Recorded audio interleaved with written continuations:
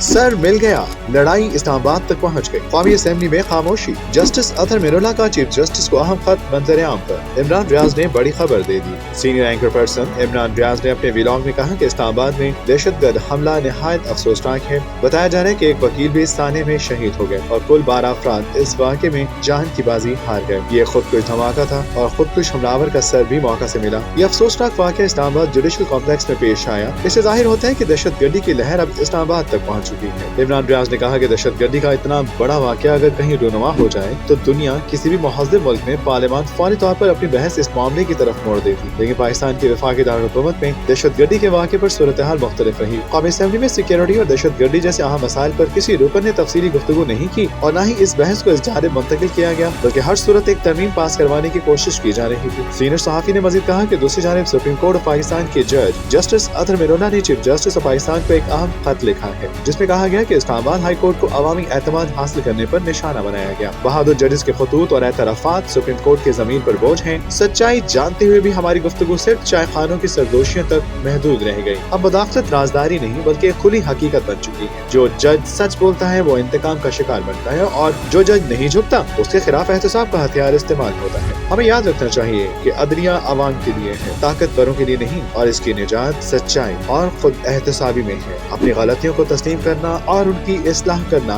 वक्त की जरूरत है।